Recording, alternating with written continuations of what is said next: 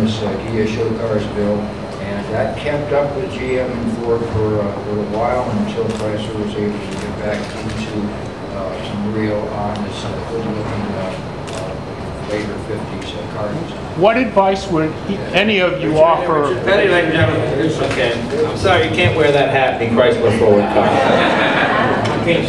What advice would any of you offer to the current Chrysler management as they replenish their product line and upgrade after the bankruptcy restructuring? Well, I don't know anything about business. I just know, you know, it's all product. It's like anything else. I mean, I've got a new Challenger. It's been a fantastic car. I've had no problems with it. Everybody else I know likes the build quality, likes the handling, and that's ultimately what sells the cars. I mean, I think during the 70s and 80s, everybody was building pretty crummy cars, and they weren't giving it 100%, and the engineers weren't as involved as maybe the marketing people. Now I think all that's changed. I mean, I just went through the design center and saw some amazing stuff and some wonderful stuff, and I think it's great when a Chrysler 300 goes down the street in Hollywood. People, was that a Bentley? No, that's the Chrysler. They go, oh wow, that's pretty nice. I mean, that's how you sell it. A buddy of mine mistaked the new Taurus for BMW the other day, and I said, oh okay. And that's what's going to bring Detroit back. It's all product. You can do all the marketing and all that stuff you want, but it's word of mouth, and that's really what sells it. And I think Detroit is building world-class cars. Jay, which Chrysler or Dodge cars have you collected over the years? I got a 34 Airflow. I've got a, that's an Imperial, one of the Imperial ones. I've got a 67 Chrysler Imperial, two-door coupe. Huge thing. I have a family living in the trunk now. Rent it out as a one-bedroom. I've got a couple of Vipers. I've got a 66 Coronet Hemi car. I got a 70 Challenger Hemi car.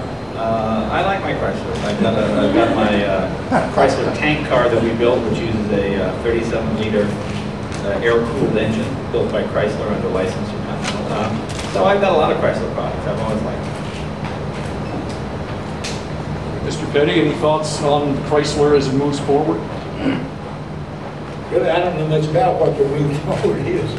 I just know that all the experience and stuff that we've had in Chrysler since basically 1949, I think, when they had first started racing, they had a 49 business coupe.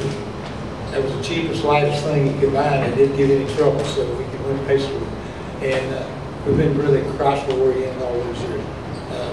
And like what he said, along in the middle of the 70s and stuff, I think all of these sort of got away from quality control, but now they're building a car that people will come back to and they believe in. And I think that's across the board that Detroit woke up and said, okay, we got to build better. We can build better. We've got better engineers. We've got everything it takes to be the best there is. And I think all of them's doing that right now. Mr. Petty, I was going to ask, what do you think about some of today's NASCAR drivers, especially since like Jimmie Johnson's been winning the last 4 years? He said, do you think Jay Leno is probably the greatest comedian? No, he said that. He said, what do you think of today's NASCAR drivers like Jimmie Johnson? Well, right now they're cream of the crop, okay? From the standpoint that they're winning races, they're doing what they're supposed to do. NASCAR right now is sort of like everybody else as far as the economy is concerned. In fact, I think right now, from the NASCAR standpoint, we're too even. The drivers are too even, the cars are too even. We need some variety. Right now, Jimmie seems to be about as good as anybody, but there's 4 or 5 of them. It's like anything else, whether you're a comedian or what. There's always 3 or 4 raises to the top through a certain period of time. I mean, if we go back, way back, you had a Jimmie Johnson or somebody like that. You had maybe a Richard Petty. You had a Dale Earnhardt. You had a Darrell Waltrip. They came along and kind of carried the sport. And right now, I don't think we've got a real strong personality to carry the sport. So I think we're looking for that. Even though we've got winners, we don't have a strong personality behind being a winner. Jay, this coming week is going to be a big week for the Chevy Volt.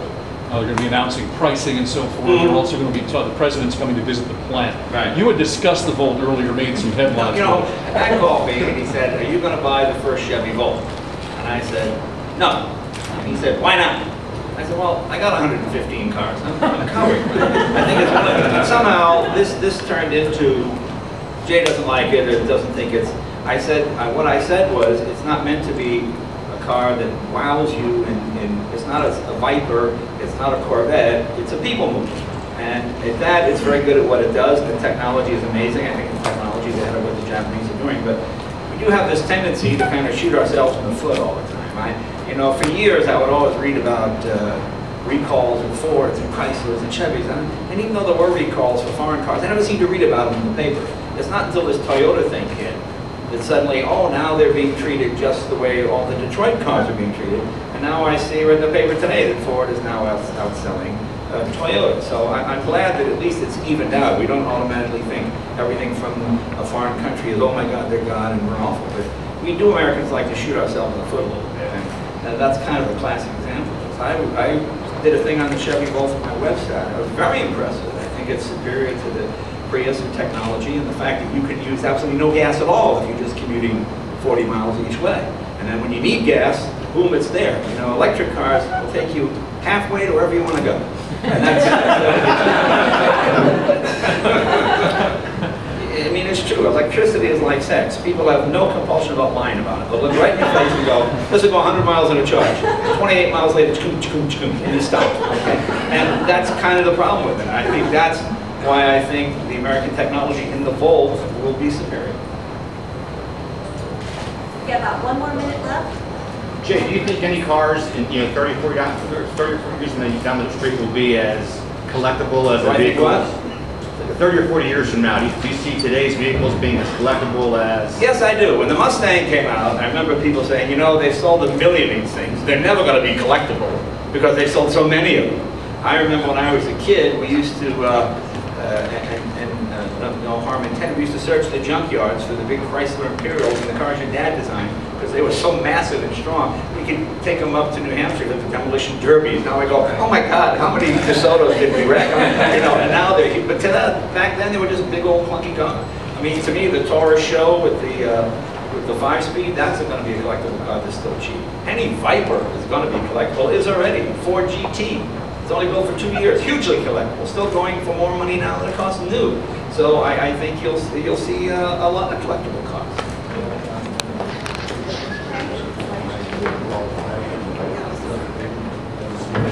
Oh, there you go.